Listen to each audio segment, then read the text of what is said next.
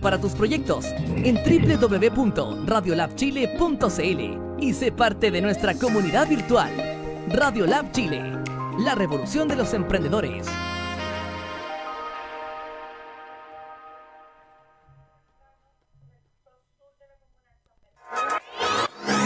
El laboratorio para tu emprendimiento ya se encuentra disponible. Radiolab Chile, la revolución de los emprendedores. Al aire. Buenas tardes de miércoles a toda mi comunidad nuevamente que siempre nos seguís fielmente. Os doy la bienvenida en esta mitad de mayo que se aproxima en pocos días, justamente el mismo día que acá en Chile me acaban de informar. Se aumenta la cuarentena, el confinamiento obligatorio en varias comunas, lo cual nos da un nuevo giro a esta vida en esta impermanencia que estamos viviendo desde hace ya bastantes meses. Seguimos viviendo en transformación constante y con las dificultades y adaptaciones que todo esto conlleva. Así que bueno, para este acompañamiento, si lo estáis pasando mal, si estáis pasando por dificultades emocionales, el Centro Experiencial para el Desarrollo Humano te ofrece una serie de psicólogos, expertos, coach, meditadores que te pueden acompañar en este proceso. Volver a la fuente se llama el programa para el desarrollo humano con enfoque humanista transpersonal que te invita a amarte a ti mismo, a ti misma, en la verdad que somos. También puedes aprender a acompañar a otros en este proceso de desarrollo personal a través de la formación para ser facilitadores de desarrollo humano con enfoque humanista transpersonal. Y el Centro Experiencial te ofrece también las meditaciones activas y pasivas del gran maestro indio Osho.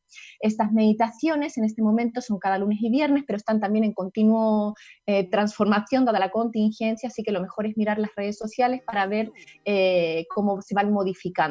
Te permiten estas meditaciones, son una excelente herramienta para estos momentos porque te permiten contactar con aquellas emociones que puedan estar atrapadas en tu cuerpo, bloqueadas, reprimidas. Es un momento de expresión hacia afuera, de soltar, de movilizar este cuerpo y esta emoción. Y desde ese espacio quizás lograr bajar un poco desde la mente al corazón y encontrar ese espacio de silencio interior que te permite volver un poco a casa, esa serenidad. Y bueno, como estamos mucho en casa, qué mejor que para estar en casa que usar los productos de piel de oveja Chile, que te ofrece, además de un 5% de descuento si llamas desde nuevamente, diciendo que lo viste en el programa nuevamente, pues te ofrece una diversidad de productos ideales para estar en casa, que son pantuflas, plantillas, estas pieles de oveja que son exquisitas también para meditar, para ponerte sobre los piecitos, o bajar de cama, etc. Así que ahí tenéis toda la información de piel de oveja Chile. Y bueno, porque el arte también ocupa un lugar relevante en la vida, es importante el arte.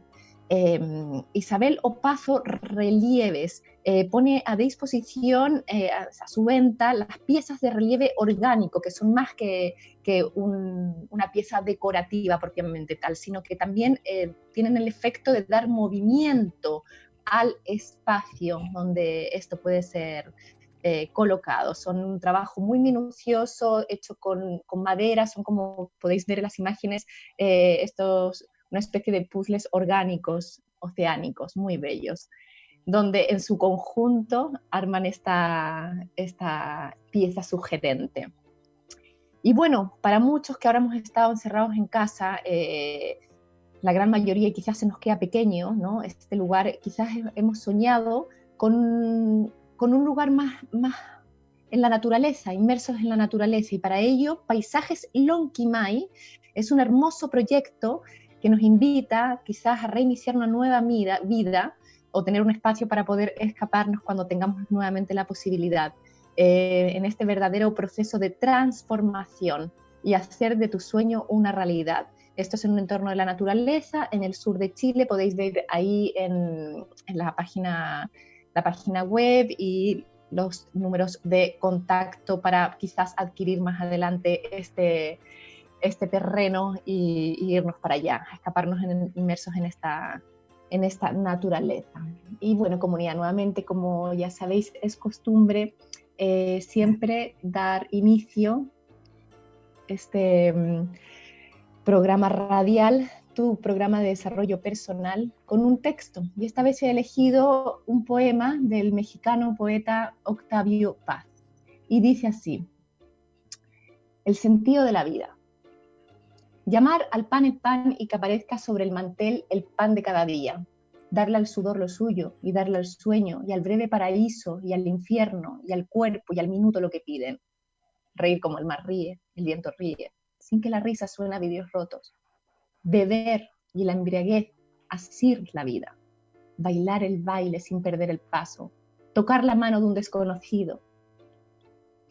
En un día de piedra y agonía, y que esa mano tenga la firmeza que no tuvo la mano del amigo. Probar la soledad sin que el vinagre haga torcer mi boca, ni repita mis muecas el espejo, ni el silencio se erice con los dientes que rechinan. Estas 4 paredes, papel, yeso, alfombra rala y foco amarillento, no son aún el prometido infierno, que no me duela más aquel deseo, helado por el miedo, llaga fría, quemadura de labios no besados. El agua clara nunca se detiene, y hay frutas que se caen de maduras. Pelear por la vida de los vivos, dar la vida a los vivos, a la vida, y enterrar a los muertos y olvidarlos como la tierra los olvida, en frutos. Y que a la hora de mi muerte logre morir como los hombres, y me alcance el perdón y la vida perdurable, del polvo, de los frutos y del polvo. Con este conmovedor texto sobre la vida y la muerte, es que voy a dar la bienvenida, presentar a Pablo Raceto, un gran invitado que estoy muy honrada de tener aquí, doctor en ciencias. Él es filósofo, biólogo, físico, investigador de biología teórica, genética evolutiva, modelamiento de sistemas complejos, filosofía de la ciencia, filosofía de la biología, bioética, divulgación de la ciencia. Vamos, un currículum bastante extenso, que admiro, lo digo. También cofundó y dirige el Instituto de Filosofía y Ciencias de la Complejidad, IFIT. Y porque quiero darle un sentido a la vida en este momento que estamos viviendo, donde estamos ante la vida y la muerte que nos acecha. Es que desde tu mirada, Pablo, del solidarismo, te hago la pregunta para qué puede generar en este crecimiento del desarrollo humano. ¿Cuál es el sentido, desde tu mirada, de vivir? ¿Vale la pena sobrevivir? Wow. Hola, Fran. Oye, muchas gracias por la invitación. Pucha, he estudiado hartas cosas, pero no tanto sobre el sentido de la vida. Y tampoco sé mucho del tema de desarrollo personal, ¿eh? Tengo que reconocerlo.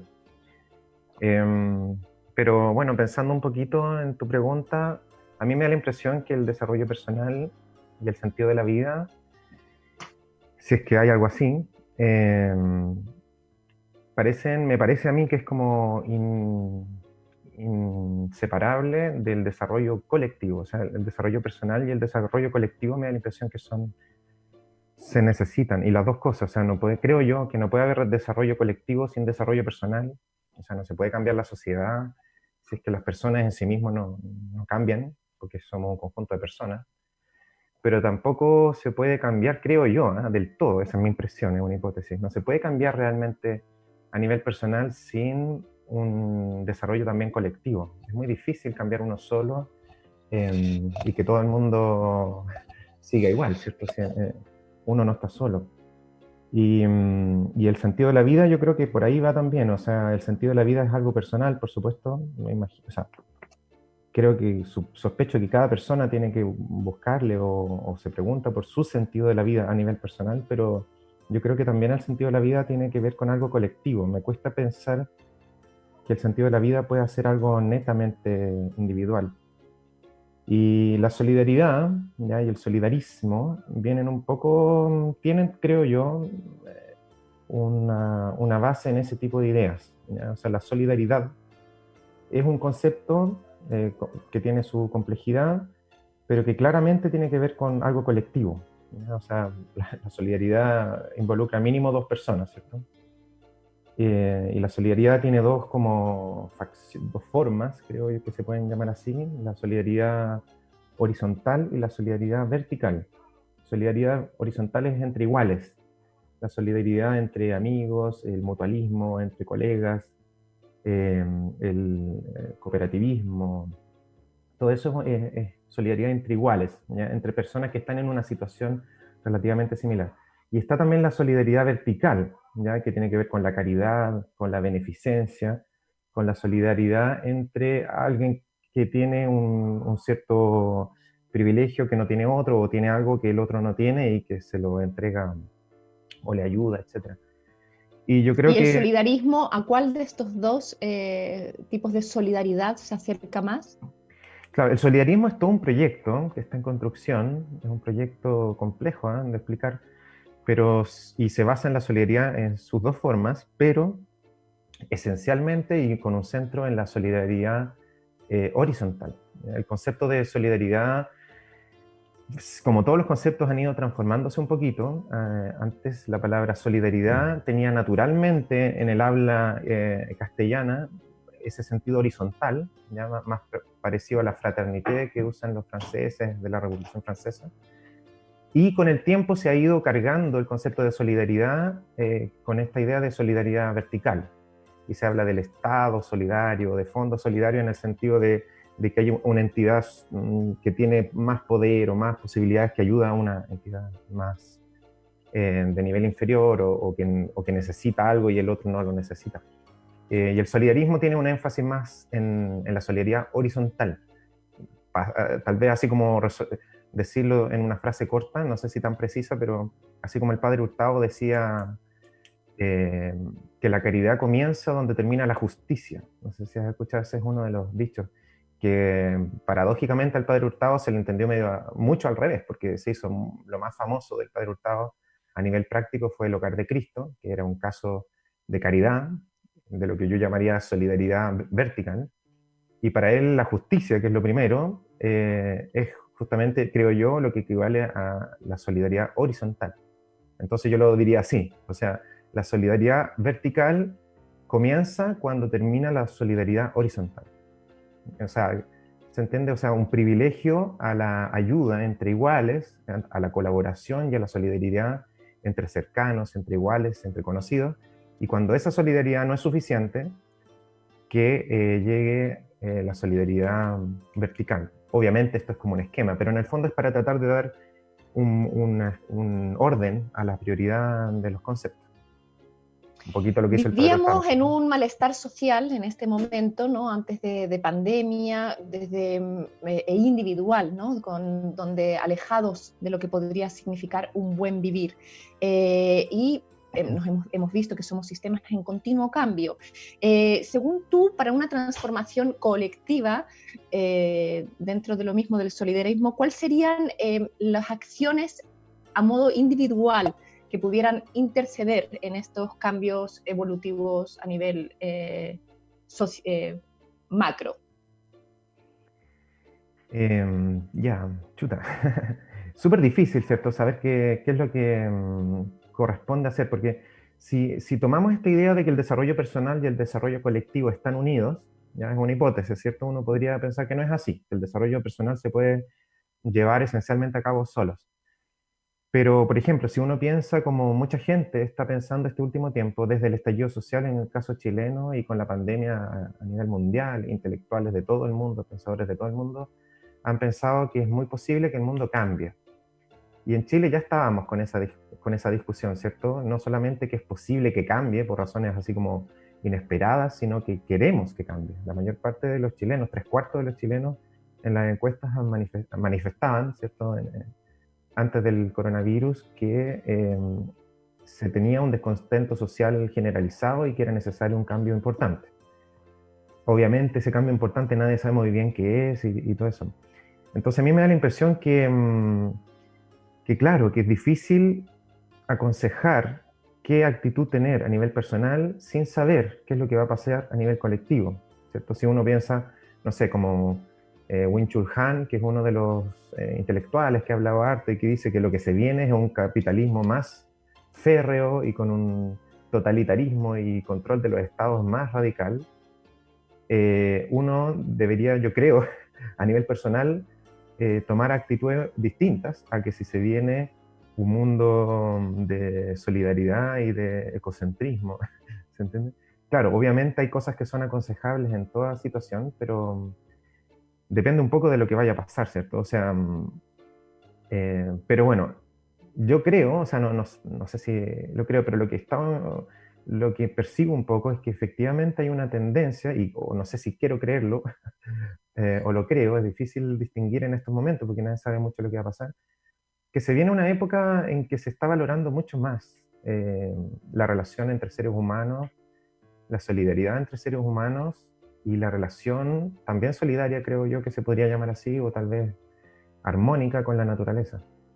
Y, Bueno, hoy que te mencionabas tú a Byung-Chul Han y justo salió en EMOL un artículo de este filósofo donde habla de alguna manera que estamos ante la sociedad del cansancio, en esta pérdida de libertad que estamos viviendo en este momento, y dice que por sobrevivir sacrificamos voluntariamente todo lo que hace la pena que valga la pena vivir, o sea, lo que viene a ser la sociabilización, el sentimiento de comunidad, principalmente la cercanía entre los unos y las otras. Y en este momento los ancianos están muriendo solos, lejos del contacto con sus seres queridos, ¿no? Todo por el temor al contagio. Estamos ante este miedo y ¿qué consecuencias crees tú, Pablo, que puede traer este miedo e incertidumbre que estamos teniendo en este momento como humanidad?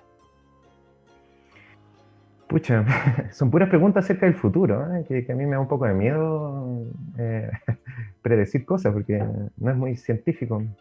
Pero a mí, mira, tan difícil saber lo que está pasando y qué tanto es miedo y qué tanto es esperanza. O sea, yo en las redes sociales yo he visto de todo, ¿cierto? Hay justamente tal vez todas las emociones y todas las creencias se han extremado un poco, ¿cierto? O sea, los sentimientos de esperanza por un cambio positivo han crecido, pero también los sentimientos de miedo por un desastre también han crecido.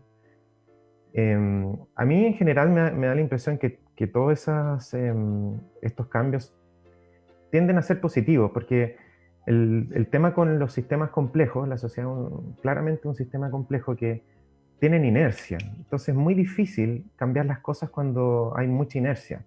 Y una cosa que pasó y que está pasando y que no está pasando ahora en esta misma entrevista, que ya es de un formato distinto, ¿cierto? Es que cambió la inercia, o sea, el mundo no se ha detenido 100%, pero claramente ha bajado sus revoluciones, ha bajado su velocidad. Yo creo que me da la impresión que la velocidad de todo ha bajado. Tal vez la velocidad de la información en Internet ha subido un poco, pero ya la gente incluso ve menos noticias, no quiere saber tantas cosas. Claro que es difícil hablar de la gente. Pero para mí, mira, es que no quiero hablar así como de predicciones, pero pronto voy a hacer una charla sobre esto para tratar de afrontar, yo soy más teórico, tú decías, volver un poco a la interioridad, y yo no sé tanto del discurso sobre la interioridad, pero sí trato como de buscar una forma de entender lo que está pasando, ojalá liberándome de ese wishful thinking, no sé si has escuchado ese concepto wishful thinking, que es como el creer que va a pasar lo que uno quiere que pase. A mí me encantaría que el mundo se volviera solidarista y estoy trabajando y estamos trabajando con harta gente que está empujando en esa línea.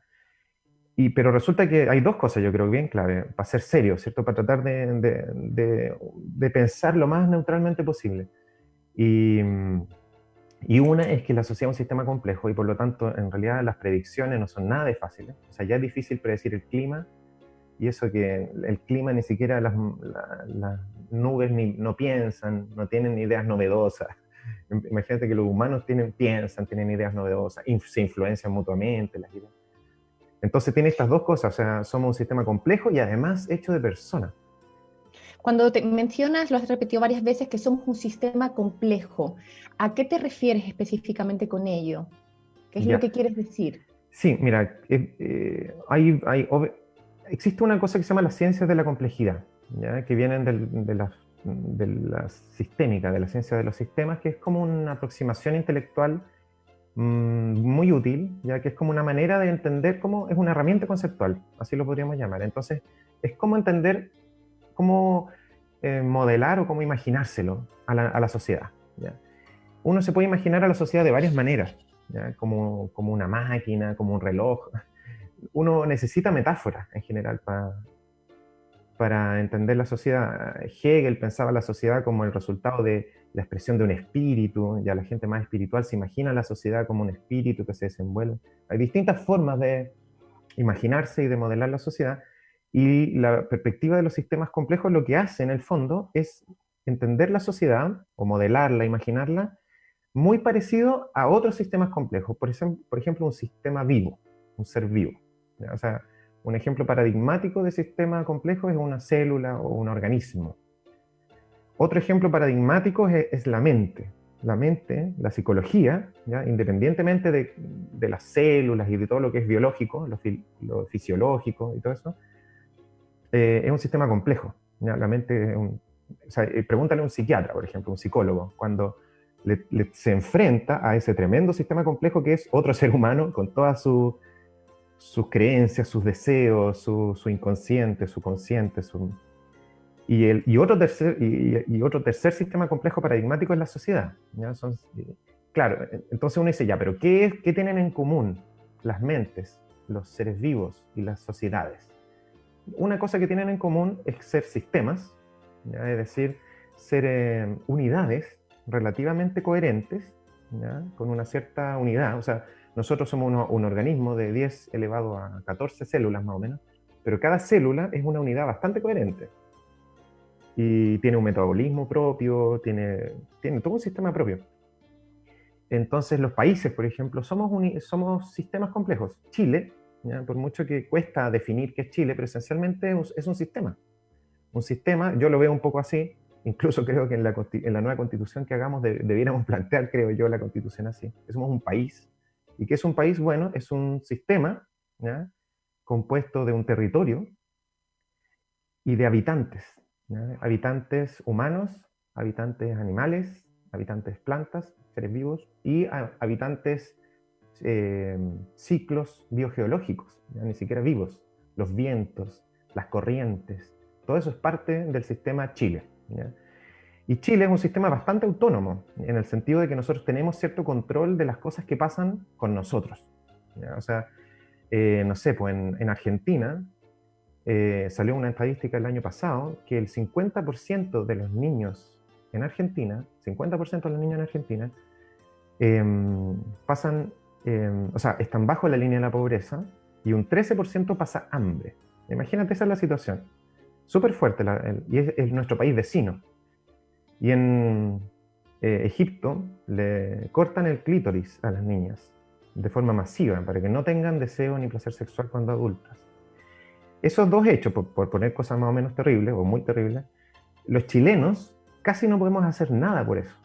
Casi nada. O sea, podríamos estar todo Chile, o sea, 18 millones de personas, de acuerdo en que se acabe eso que sucede en Egipto, y en Egipto van a hacer exactamente lo mismo. No va a pasar nada con que los chilenos estemos de acuerdo con algo. Pero, O sea, entonces somos sistemas totalmente fragmentados unos con otros, no nos interrelacionamos de alguna manera, no tenemos una consecuencia, lo que pasa allí puede también modificar algo acá, no... Sí, pero a distintos niveles. Por eso te digo, o sea, como células, ¿cierto? Una célula del cerebro, ¿ya?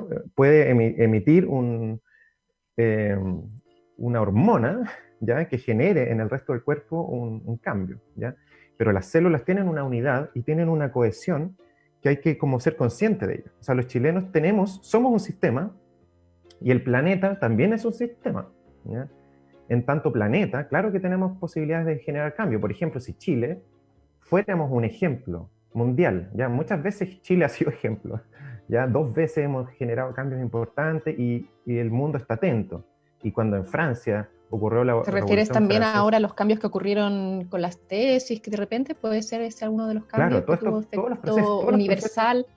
todos los países se miran mutuamente, porque si algún país soluciona problemas importantes de forma eficiente, los otros países lo copian.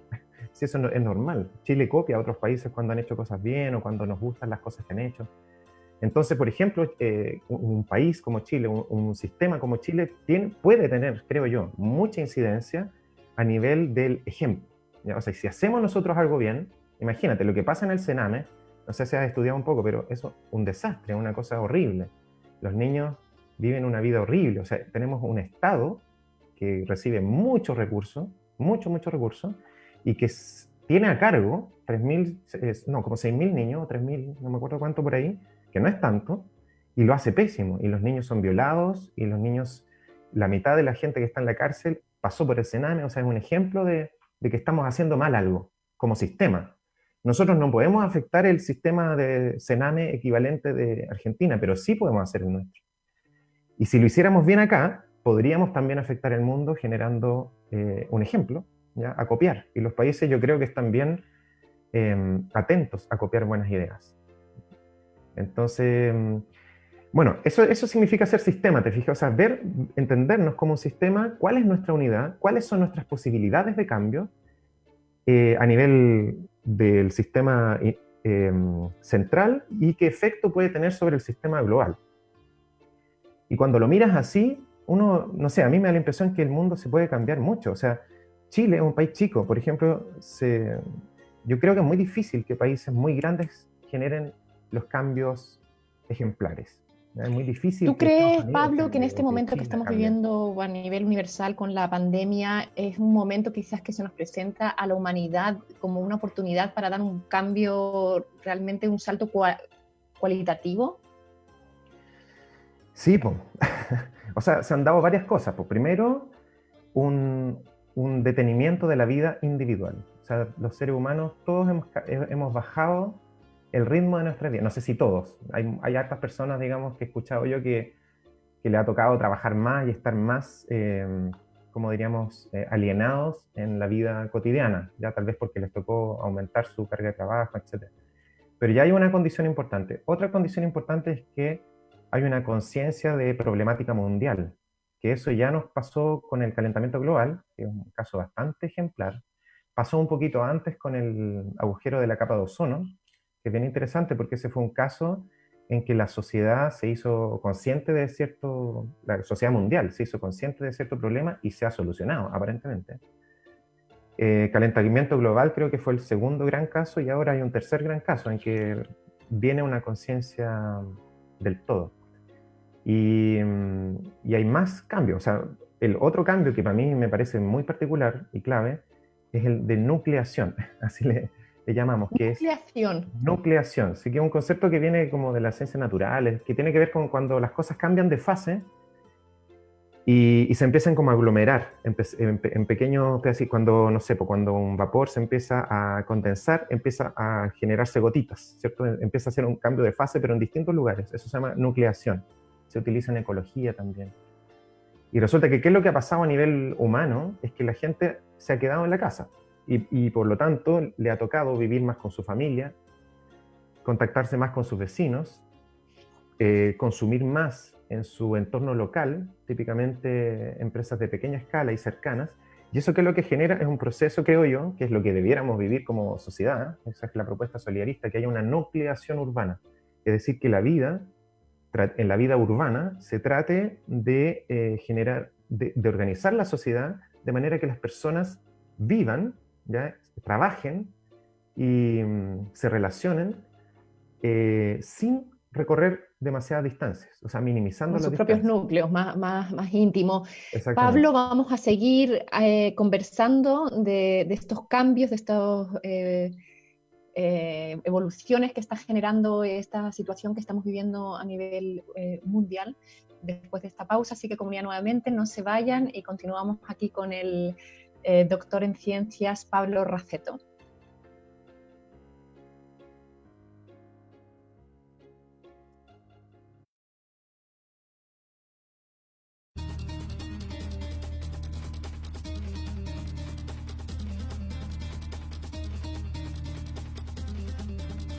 Hola, mi nombre es Patricio Escanilla, soy el creador de Boqueto, una confitería de autor donde todos los productos los hacemos sin azúcar, sin gluten y sin preservantes.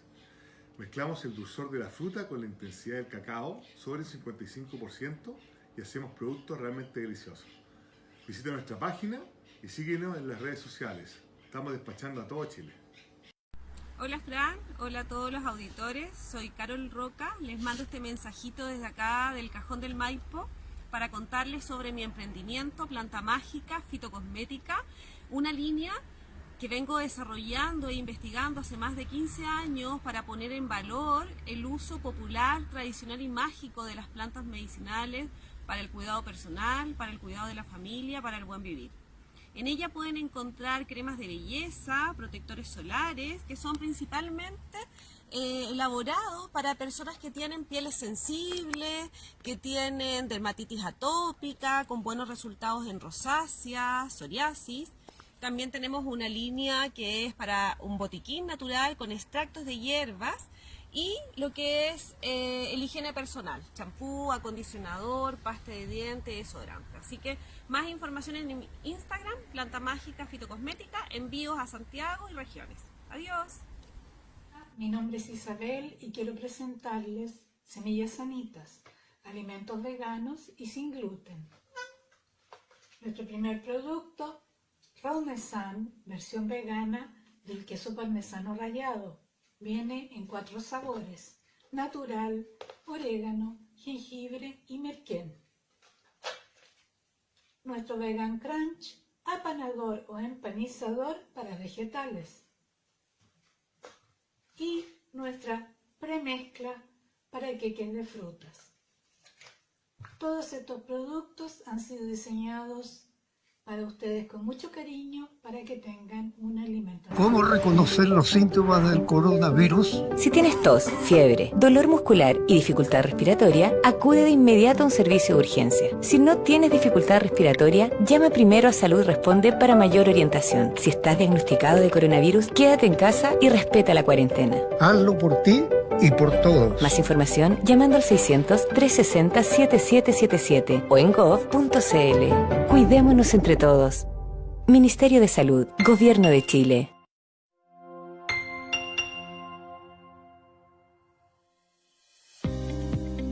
Plan de acción coronavirus. ¿Qué hacer para prevenir el coronavirus? Lávese frecuentemente las manos con agua y jabón o utilice gel de alcohol. Al toser o estornudar, cubra boca y nariz con pañuelos desechables y elimínelos. Evite tocar o acercarse a personas con infecciones respiratorias. Infórmese en minsal.cl o llamando a Salud Responde al 600-360-7777.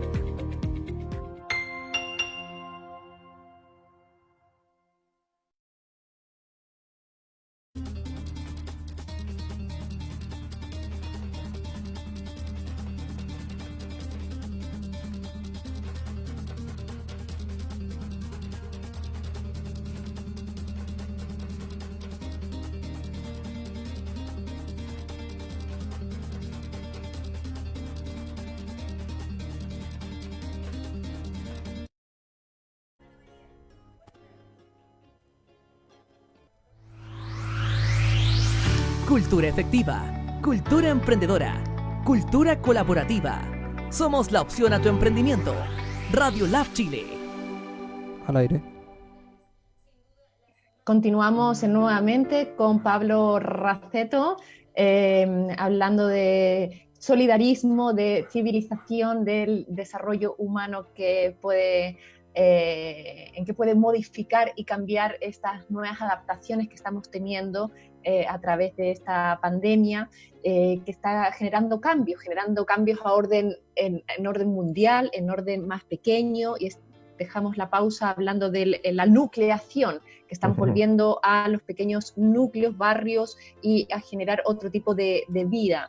Con respecto a esto, Pablo, vivíamos en un exceso de tener material, ¿no? Exceso de información, dejando afuera aspectos también emocionales y desde tu mirada del solidarismo, ¿se integran aspectos espirituales o intuitivos?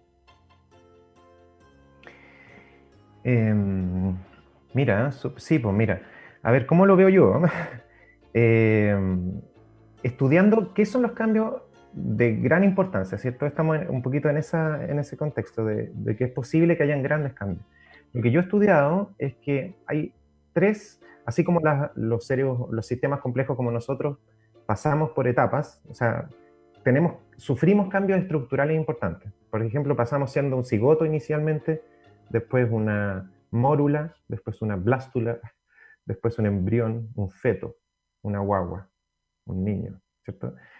¿Y eso qué implica? O sea, si uno ve una célula, una mórula, y la compara con un feto, o compara un feto con una guagua, o una guagua con un adolescente, son cambios estructurales súper importantes. Entonces, yo lo que he visto que a nivel social, los cambios de ese nivel son, cambio de modelo, se habla de un cambio de modelo neoliberal, modelo desarrollista, modelo liberal. También se habla de un cambio de civilización, ¿ya?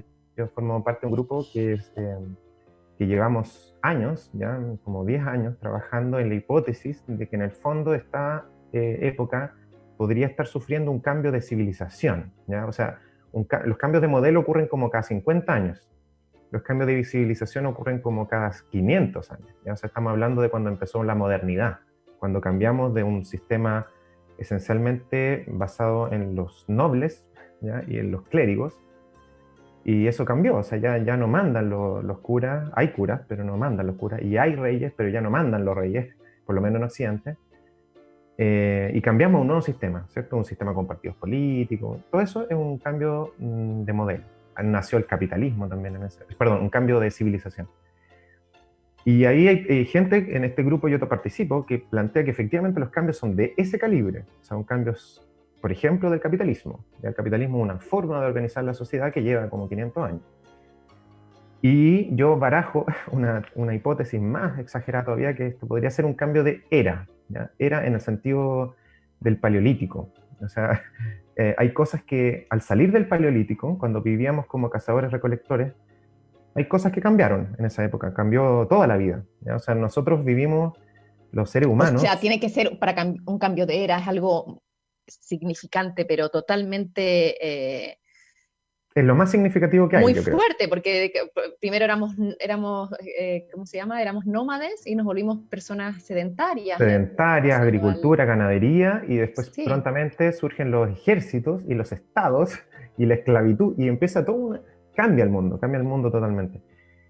Y otra hipótesis, que un poco la barajo yo, que se necesita un tiempo un poco para defenderla, que sería que hay cambios que estamos viviendo que tienen que ver con ese orden de magnitud, ¿ya? ¿Y qué es lo que pasó al salir del Paleolítico? ¿Ya? Analizo las distintas cosas que han pasado, ¿cierto? Es como, digamos que el Paleolítico fuera el embrión, no sé si podemos llamarlo así, pero es un cambio de alto calibre, ¿ya? ¿Y qué pasó en esa época? Es que hay una diferencia fundamental. Cuando uno estudia lo que se sabe actualmente, que es bien distinto a lo que se creía, la imagen que se tenía del Paleolítico hace décadas atrás es muy distinta a la de ahora. La imagen típica antigua es que el Paleolítico era un mundo violento, terrible, pobre, sufrido, salvaje. Bueno, salvaje puede ser, depende de la definición. Pero esencialmente, por lo que se sabe, nuestra vida, o sea, estamos hablando de 300.000 años atrás hasta 5.000 años atrás, ¿ya? Dependiendo del lugar, y en Latinoamérica hasta hace mucho menos, o sea, hasta hace 400 años atrás. Esencialmente, América no imperial, o sea, la América que no estaba dominada por los incas y por los aztecas, era esencialmente paleolítico, o neolítico, un poquito de neolítico. O sea, era esencialmente una vida de cazador-recolector y un poquito de vida de campo. ¿Y cómo era esa vida? Así resumiendo, era una vida de poco trabajo, sobre todo la vida del cazador-recolector. O sea, en promedio se trabaja, entre comillas, como 4 horas al día, y esencialmente es la búsqueda, es caza, recolección, cosas así. La vida era en grupos comunitarios, colaborativos, más o menos de 150 personas. ¿Ya? Ese es el número de Dunbar, que es un número que está siendo bien estudiado en biología evolutiva, porque el número de Dunbar refleja de qué tamaño deben haber sido las tribus de seres humanos durante el 99% de nuestra historia, ¿ya? Es decir, toda la época en que nosotros evolucionamos físicamente, nuestra fisiología, nuestra morfología, nuestra psicología, nuestro cerebro evolucionó en una época en que vivíamos de forma colaborativa, en grupos promedio de 150 personas, en que se compartían los recursos, ¿ya? O sea, se sabe, por ejemplo, que en los cazadores-recolectores el peor antivalor, o uno de los peores antivalores muy generalizados, es la tacañería. O sea, ser tacaño. O sea, el tener más, quizás. El acaparar. Yo tengo, el acaparo, que es lo Acaparar. contrario al día de hoy, que de alguna manera se ha valorizado el que tiene más. Eso está como... Claro, incluso tener es medio raro. O sea, era castigado, normalmente era castigado como con exilio o incluso pena de muerte en muchos lugares. Y además acaparar no tenía mucho sentido porque no existía forma de, si la comida se pudre, si esencialmente comes carne y comes vegetales y todo se pudre, y además te cambias de lugar, entonces tienes que cargar lo que puedes cargar contigo mismo. Entonces la vida para la cual evolucionamos, ¿ya? O sea, para la cual es una forma de decir, pero toda nuestra evolución, nuestro cerebro, todo está hecho para una vida totalmente distinta, muy compenetrada con la naturaleza, comunitaria, es decir, de confianza y colaboración plena, o sea, no, incluso a nivel sexual también, eran poliginándricos, o sea, tampoco se acaparan las parejas sexualmente, aparentemente por lo que se ha visto, no se acapara la comida, no sé. Entonces, si nos imaginamos así, a nivel era, somos un animal muy particular, ¿cierto? Un primate muy particular, que evolucionó en esa circunstancia y que hace muy poquito, en particular en Latinoamérica, hace muy poquito, llegó un sistema basado esencialmente en el rendir. O sea, el principio que los mismos indígenas en Mapudungún le llaman Kumemoguén, y en Aymara también se dice de otra manera, y en Quechua, y todas las lenguas de por acá tienen el mismo concepto que se llama bien vivir. ¿Y bien vivir qué significa? Descansar, estar en la naturaleza, disfrutar del mundo, tener una vida sexual rica, ser libre, ser comunitario. Esa vida, y esencialmente, no es una vida del bonachón, ¿eh? No estamos diciendo que el ser humano es un ser ético y bueno con todo. No, es esencialmente gente que se relaciona con su propia tribu. Es como imagínate que son 150 personas, podrían ser tus primos, tu familia directa, algunas personas de tribus cercanas. Y además, esa es otra cosa importante, ¿eh? Aparentemente las tribus vivían una vida muy pacífica, ¿ya? O sea, piensa que toda nuestra evolución biológica como Homo sapiens vivíamos, no sé, pues en un tercio de África, y según mis cálculos, que yo trabajo en eso, habían como 1000 tribus, ¿ya? En un tercio de África. O sea, la probabilidad de que se tope una tribu con otra era bajísima. Y si se topaban, aparentemente lo que hacían era intercambio de parejas, ¿ya? O de personas. ¿Y por qué? Porque efectivamente tenían alta reproducción. Entonces es muy probable que la relación haya sido pacífica. Si uno ve lo que pasó aquí en América, con los Selknam y con todas esas personas, fíjense que los Selknam ocuparon una zona, la misma zona, desde que llegaron los primeros Homo sapiens a América. O sea, Homo sapiens llegaron hace 12.000 años más o menos. Ahí están discutiendo cuántos años. Y de esa época más o menos que están los ancestros de los Selknam. O sea, ese mundo es un mundo muy estable. No existe esa noción de invasión, de que llegan uno y destruyen todo y cambian a otro lenguaje y a otra cultura. Entonces, bueno, esa es la posibilidad. Entonces, yo sospecho que podemos estar, o sea, yo lo veo así, para resumirte un poquito. Hablabas de un cambio de era, entonces, claro. Como mencionando el paleolítico, mencionando cómo quizás también los pueblos originarios antiguos vivían con una también cercanía más con respeto hacia la naturaleza, y si ahora se generara, según tu mirada, un nuevo cambio de era, ¿volveríamos a ser una sociedad más justa, más respetuosa entre nosotros, con el medio ambiente? Claro, o sea, es que esa es la cuestión. A mí no me gusta mucho decir qué es lo que va a pasar, pero pareciera que lo que está un poquito agotado, hay muchas cosas que están agotadas, ¿cierto? El modelo neoliberal de los últimos 30 o 50 años, uno dice ya está agotado. ¿En el qué sentido? De que tuvo cosas buenas, generó hartas cosas buenas y también generó hartas cosas malas, y tal vez es el momento de cambiar. La civilización moderna también tuvo cosas buenas. O sea, yo, si a mí me preguntan, prefiero 1000 veces haber nacido en la civilización moderna que haber nacido en la civilización, por lo menos occidental, en que mandaban los curas y los nobles. Sobre todo si yo no hubiese sido cura o noble al nacer. Pero también pareciera que la civilización moderna tiene un cierto grado de agotamiento. Y ese agotamiento se refleja en otras cosas que habría que analizar.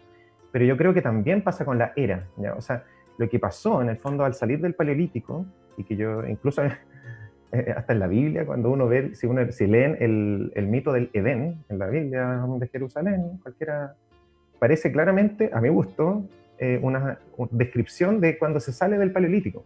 ¿Y qué significa eso? Una vida centrada en el rendir, en producir. O sea, cuando llegaron los españoles y los europeos a América, a lo que vinieron fue a explotar, en el sentido, no lo carguemos éticamente, es decir, a ganar oro. O sea, concretamente, plata, y metales. Entonces, si pusimos la mirada en un obtener, en un rendir, en un acaparar, ¿qué aspecto fue el que olvidamos como humanidad? Yo creo que es el bien vivir.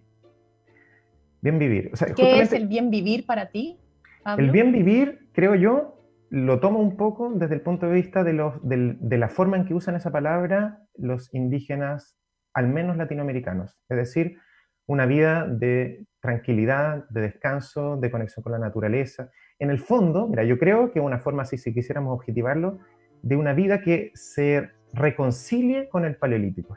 Yo no digo que hay que volver al Paleolítico, ¿cierto? Tenemos internet, tenemos celular, tenemos Zoom y podemos hacer entrevistas, una maravilla. Pero yo creo que hace falta una reconciliación con el Paleolítico, es decir, con esa vida en la cual vivimos el 99% de nuestra historia evolutiva. O sea, nosotros evolutivamente no hemos cambiado nada en 10.000 años. ¿Ya? O sea, nuestro cerebro, nuestro cuerpo, nosotros habríamos nacido iguales físicamente, solo que en una cultura distinta hace 10.000 años. Y una de las cosas que yo creo que habría que hacer tiene que ver con esa reconciliación. Y esa reconciliación yo creo que tiene con el Paleolítico. Tiene como 3 dimensiones, ¿eh? A nivel económico, ¿ya? De cómo hacerse de recursos, yo creo que tiene que ver con eso, ¿ya? Un filósofo argentino lo decía súper interesante, decía que debiera entenderse la riqueza no como la cantidad de posesiones materiales, sino como la cantidad de tiempo para disfrutar de lo que ya existe. Fíjese, súper interesante. O sea, es el foco en lo que ya existe, ¿ya? Y disfrutar de lo que ya existe. O sea, pero estamos todos llenos de cosas, estamos llenos de capacidad productiva. Versus el enfocarnos en lo que aún no existe. Fíjate que el PIB significa el Producto Interno Bruto de lo que no existe, ¿ya? Y el foco de toda la sociedad se trata en lo que aún no existe, siendo que estamos llenos de cosas. Entonces, creo yo que a nivel económico, el foco debiera ser el disfrute de lo que existe, ¿ya? Y la optimización de lo que existe. Bueno, en este momento que estamos viviendo, disfrutar de lo que ya existe a veces se hace ya imposible también. O sea, quizás también esto nos muestra más de una manera violenta, que es aquello que creíamos que queríamos obtener y ya no podemos o quizás vamos a valorizarlo. Desde ese lugar quizás ahí puede venir este cambio de era que tú dices. ¿Pero por qué lo dices? O sea, yo dije, de lo que ya existe, yo encuentro que ya hay cantidad de cosas, hay celulares, hay todas estas cosas. Yo me refería específicamente al contacto humano, volviendo como a esta ya ausencia de contacto físico que estamos teniendo. Pero todas esas personas existen, aprovéchalas. O sea, si tú me preguntas qué consejo, digamos, práctico para el desarrollo personal se extraería de esta visión de que es posible que no solamente esté en juego un cambio de modelo y un cambio de civilización, sino también hasta tal vez un cambio de era, yo haría eso. O sea, ¿qué existe? Mira a tu alrededor, las personas que conoces, tus vecinos, todos los seres humanos, todos los animales, todas las plantas, y mira todas las cosas. Estas maravillas ya existen. Y en vez de padecerlas, disfrutarlas. Yo creo que no, o sea, imagínate, no sé, yo creo que un rey, el emperador romano, ya hasta la persona más privilegiada del mundo hace 200 años, soñaría con vivir en nuestra época. ¿Crees tú que somos personas que padecemos? Justamente usas esa palabra. Sí, claro, sí, me da la impresión que sí, padecemos lo que existe, ¿no? Lo estamos disfrutando. Al contrario, o no sé, o padecemos lo que aún no existe. Estamos muy centrados en lo que aún no existe. Todo el sistema económico está centrado en... ¿Y eso tiene relación a este sistema complejo del cual estamos constituidos? Pucha, seguro, o sea, relación sin duda, porque yo creo que este sistema basado en la producción, el productivismo, ¿ya? Que empezó, creo yo, con el origen de los estados. Antes no había estados. En América no imperial no había estados. Los mapuches no tienen estado. Los Selknam no tienen estado. No hay nadie que uno le pague impuestos, nadie tiene policías que regule la sociedad, nadie pone leyes generales, no existe eso. Y cuando surgió todo eso, surgió en Mesopotamia, en fin, con la esclavitud, pucha, y se me fue la idea. Y cambió el modo de vida. Ah, ya, me perdí un poquito de la idea, pero me conecté con la idea anterior. Que está eso, es un cambio a nivel económico. Yo creo que hay dos otros cambios. Uno a nivel político, que tiene que ver con también que cambió del liderazgo, ¿ya? O sea, las jerarquías antiguamente, por lo que se sabe, estaban basadas en el liderazgo, ¿ya? O sea, no existe en una tribu, imagínate, 150 personas, 200 personas, 100 personas, no existe algo así como el presidente o el rey o el emperador, ¿ya? Lo que existe es la persona más vieja, es como el abuelo o la abuela o el líder, el que sabe cazar mejor. Son personas que se validan por su liderazgo, ya más parecido a lo que en las películas como, no sé, como el libro de la selva, ¿ya? Y cambiamos del liderazgo a la dominación, ¿ya? O sea, los estados cuando partieron lo que hicieron fue dominar.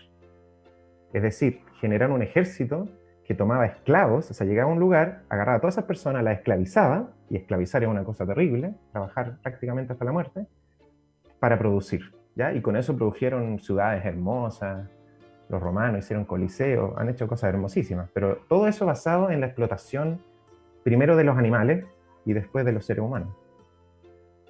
Y la tercera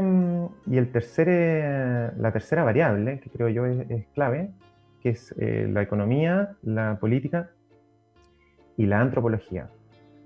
Y, en fin. La antropología, ya nos Sí. vamos también de la evolución del ser humano, cuáles han sido los cambios que hemos tenido nuevamente. Sí, en la antropología yo lo veo un poquito, defino yo como antropología más bien como la forma en que diseñamos nuestra forma de vida. O sea, para resumirte más o menos cuál es la idea que tengo. Para mí la idea es, en la economía, que es cómo nos proveemos de recursos, pasamos de un tomar a un producir, ¿ya? Es decir, de un centrarnos en lo que ya existe. Fíjate que un cazador-recolector lo que hace es tomar, recolectar lo que ya existe y cazar lo que ya existe, no produce. El cazador-recolector no produce animales, no produce plantas. Y pasamos a una época de producir. A nivel político, de liderar a dominar, y a nivel antropológico, que es cómo diseñamos nuestra forma de vida, pasamos del bien vivir al rendir. Entonces, más o menos la propuesta, digamos, que a nivel concreto, creo yo, es que si esto fuera un cambio de ese nivel de era, debiéramos reconciliarnos, ¿ya? No digo retornar ni volver, reconciliarnos con esa forma de vivir. Una economía más basada en el tomar, ¿ya? Y disfrutar lo que ya existe más que en el producir, en el liderar más que en el dominar y en el bien vivir más que en el rendir. O sea, totalmente un nuevo cambio de paradigma. Claro, los tres serían cambios de paradigma. Si cambiamos de modelo también es como una especie de cambio de paradigma, y si cambiamos de civilización también. Puede ser que nada de eso pase, pero el problema es que los seres humanos es muy raro esto. Marx, por ejemplo, es muy paradójico, porque Marx fue el que convenció a muchos intelectuales de que las ideas no sirven para nada y que no cambian el mundo. Y Marx, el libro de Marx, es uno de los libros que más ha cambiado el mundo. O sea, sus libros hicieron que países completos cambiaran su sistema de organización social, en fin. Entonces, claro, los humanos en el fondo no los podemos tratar como sistemas naturales, no podemos decir lo que va a pasar como si fuera algo inevitable. Lo que va a pasar también depende de nosotros. Entonces, y para que aquello pase, ¿es necesario el que existan propósitos individualmente o colectivamente? Sí, mira, yo ahí como que tengo un rollo también con eso, que yo creo que lo que le pasaba a la sociedad, y varios pensadores lo han planteado así, no sé si lo has visto, a Harari, a Jared Diamond, hay varios pensadores que plantean en el fondo lo siguiente, dicen que en el fondo yo como de ahí tomo esta idea del paleolítico, que ellos dicen, mira, cuando salimos del paleolítico, empezó una vorágine que nadie ha controlado, ¿ya? O sea, si nadie se le ocurrió salir del Paleolítico, simplemente se pusieron a vivir sedentariamente, chuta, queda poquito tiempo. Y resulta que hasta ahora, o sea, todavía estamos reaccionando a lo que ha pasado naturalmente. Nadie se le ocurrió hacer ganadería e inventar la moneda. El dinero es un maravilloso invento, ¿ya? Y el mercado es otro maravilloso invento, pero nadie se lo propuso. Y los estados son una cosa medio rara, pero también es un mega invento. Y todo lo que son grandes inventos, pero nadie los ha decidido.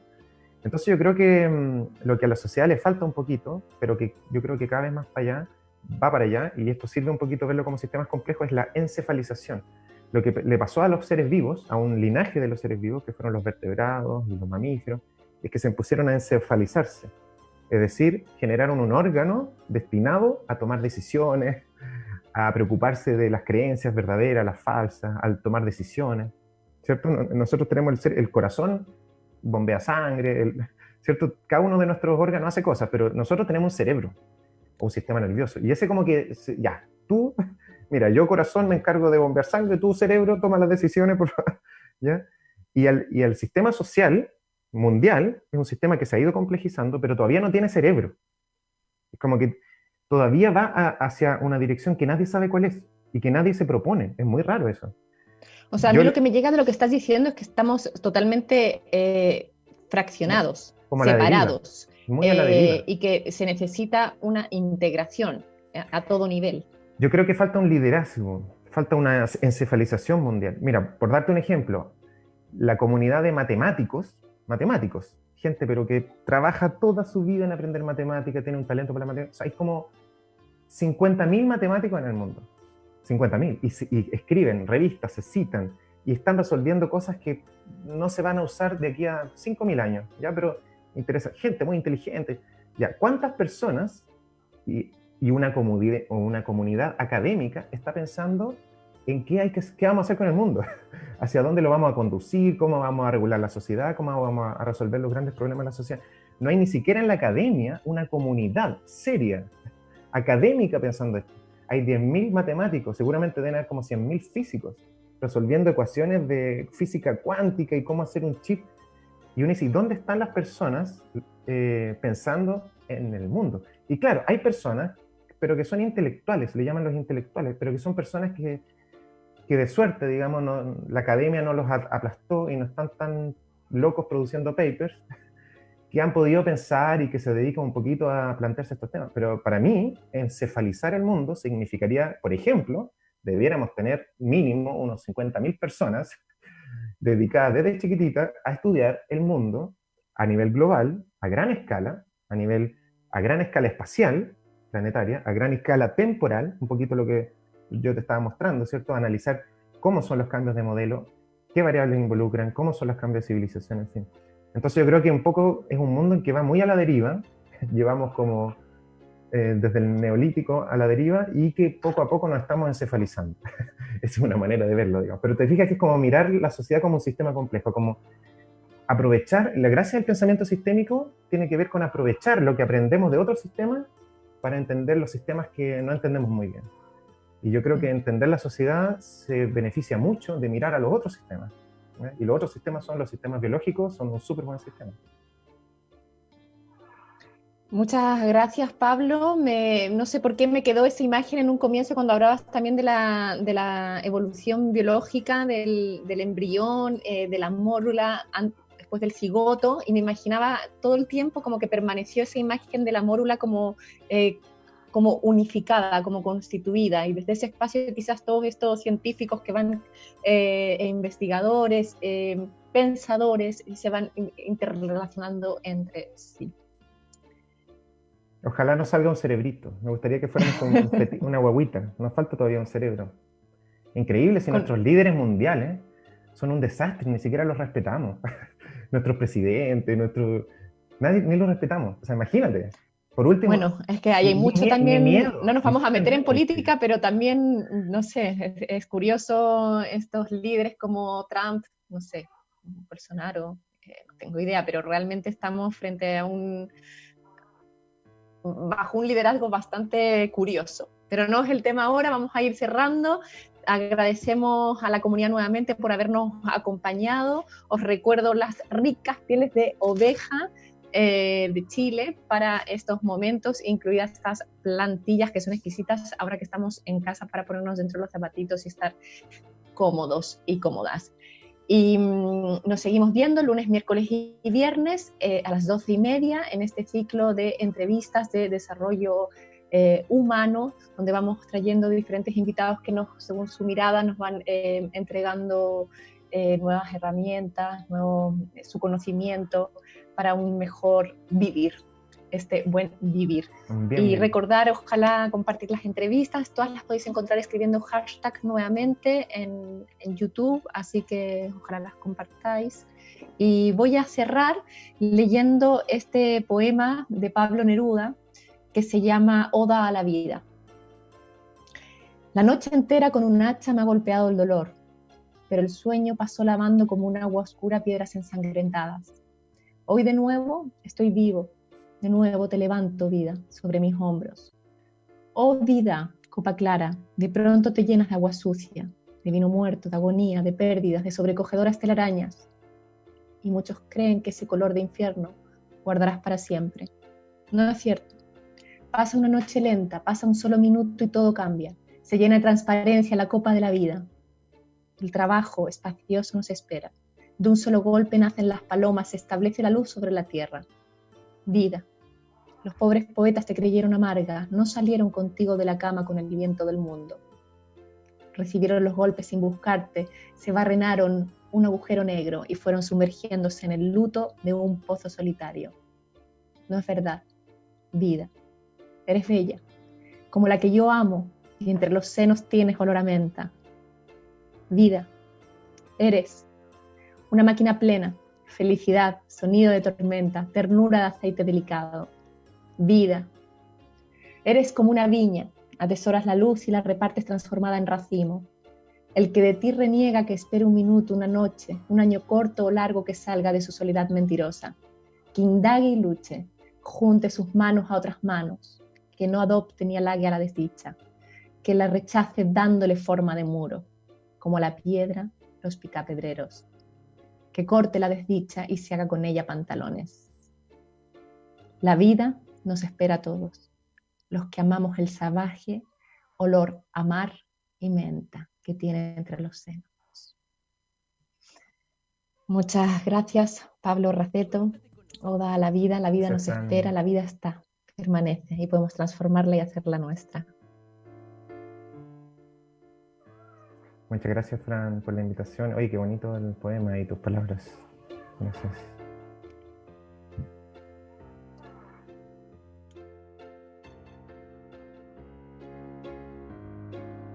Conéctate con nosotros a través de redes sociales. Búscanos como Radio Lab Chile.